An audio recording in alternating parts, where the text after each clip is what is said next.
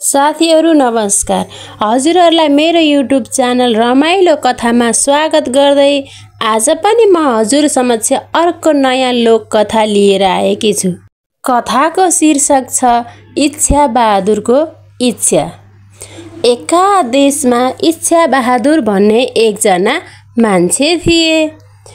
उसको परिवारमा उसको श्रीमती मात्र थिइन्। उनीहरू गाउँमा बस्थे। गाउँमा उनीहरूको एउटा चिटिक्क परेको सानो घर थियो। उनीहरू दुवै लोग्ने स्वास्नी मिलेर आफ्नो खेतबारीमा काम गर्थे। दुईजनाको जानलाई पुग्ने जग्गा पनि थियो अनि दुवैजना मिलेर बिहान बेलुका आफ्नो घरको काम गर्थे।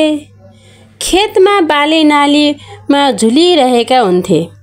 बारीमा सागपात तरकारीहरू लहलह भइरहेका हुन्थे। उनीहरूलाई खाना लाउन पनि कुनै कमी थिएन।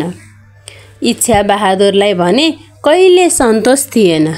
उनी सधैँ कसरी धनी बन्ने भन्ने चिन्तामा डुबिरहन्थे। धेरै पैसा भएर मात्र खुसी हुन सकिन्छ भन्ने उसको विचार थियो। भाइ बहिनीहरू, एक दिनको कुरा हो। त्यस देशका राजाले आफ्ना सबै जनतालाई टुँडिखेलमा जम्मा हुने आदेश दिए।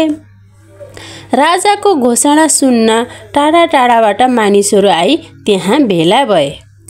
त्यस भेलामा इच्छा बहादुर पनि त्यहीँ पुगे। त्यसपछि राजा पनि आइपुगे। आफ्ना जनताहरूलाई सम्बोधन गर्दै राजाले भने, प्यारा देशवासीहरू, भोलि बिहान सूर्य उदयदेखि सूर्य नअस्ताउन्जेलसम्म तिमीहरूले मेरो जग्गामा जति दौडन सक्छौ त्यो जमिन तिमीहरूको हुनेछ। तिमीहरूको गोडाले टेकेको भाग म तिमीहरूलाई नै पुरस्कार दिनेछु। तिमीहरूले जति दौडन सक्छौ त्यति दौडँदा हुन्छ भनेर राजाले भने। राजाको कुरा सुनेर सबै खुसी भए। उनीहरू कहिले भोलि बिहान होला भनेर आफ्नो बाटो हेरिरहेका थिए। उनी त्यसपछि सबैजना आफ्नो घरतिर गए। इच्छा बहादुरले घर आएर सबै कुरा श्रीमतीलाई सुनायो।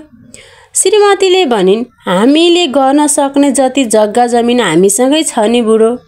किन तपाईँले धेरै लोभ गर्नुभएको? चाहिने भन्दा बढी भएर पनि त के गर्नु छ र? हामीलाई नै दुःख हुने हो। हामीलाई पुग्ने सम्पत्ति त हामीसँगै छ भनेर इच्छा बहादुरको श्रीमतीले भनिन्। तर इच्छा बहादुरले श्रीमतीको कुरामा पटक्कै ध्यान दिएका थिएनन्। कहिले बिहान होला र दौडन सुरु गरौँला भनेर उनले सोचिरहेका थिए। उनको ध्यानै त्यसैमा थियो। त्यसैमा ध्यान गर्दा गर्दा रात छर्लङ्ग बितिसक्यो। सूर्य उदाउनुभन्दा पहिले नै इच्छा बहादुर र अरू मानिसहरू तोकिएको ठाउँमा पुगिसकेका थिए। अनि सूर्य उदाए। सबैले दौडन सुरु गरे। कोही बिहानभरि दौडिए, कोही दिउँसोसम्म दौडिए। तर इच्छा बहादुर भने एकैछिन पनि नरोकिकन दौडेको गरिरहे। ऊ बीचबीचमा पछाडि फर्केर हेर्थ्यो। उसले धेरै जग्गा पार गरिसकेको थियो। भोक प्यास थकाइले ऊ लस्त भइसकेको थियो। तैपनि उसलाई मन भने मानेन। अझै दौडन पाए अझै धेरै लिने थिए जग्गा। जति दौडियो त्यति मेरै हुन्छ भनेर ऊ दौडी नै रह्यो। धेरै जग्गा पाउने उसको इच्छा भने मरेको थिएन। ऊ सकी नसकी अझै दौडिरह्यो। अनि सूर्य अस्ताउने बेला भयो। सूर्य अस्ताए। राजाले तोकेको समय पनि सकियो। उसले धेरै जग्गा पाउने भयो। अरू साथीहरू भन्दा उसले थुप्रै जग्गा पाउने भयो। बिहान सूर्य उदयदेखिबाट अस्ताउने बेलासम्म उसले दौडे गरेर धेरै जग्गा बनायो। तर त्यति धेरै जग्गा उसलाई के काम? धेरै दौडिएकोले उसको मुटु नै फुटेछ। ऊ जति बेला सूर्य अस्ताए त्यति बेला नै भुइँमा बज्र्याम पछारियो। एकैछिनमा ऊ त्यहीँ मर्यो। बढी लोभ गर्नाले इच्छाबहादुरको अकालमा ज्यान गयो। लोभले लाभले बिलाप भने जस्तै इच्छाबहादुरले लोभ गर्दा गर्दा उसको अकालमा ज्यान गयो। अब इच्छाबहादुरलाई त्यत्रो सम्पत्ति के काम लाग्यो र? आफूलाई खान पुग्ने टन्न जमिन छँदै थियो, तैपनि अझ धेरै कमाउँछु भन्ने लोभले गर्दा अकालमा ज्यान गुमाउनु पर्यो। उता भने श्रीमती कति बेला इच्छाबहादुर घर आउँछन् भन्ने कुरा लिएर बसिरहेकी थिइन्। श्रीमती कति बेला इच्छाबहादुर घर आउँछन् होला भनी थिइन्, बाटो कुरेर बसिरहेकी थिइन्। बिचरा इच्छाबहादुरकी श्रीमती भने बेलैमा विधवा हुन पर्यो। अब न त आफ्नो जीवन साथी छ न त छोराछोरी नै छ।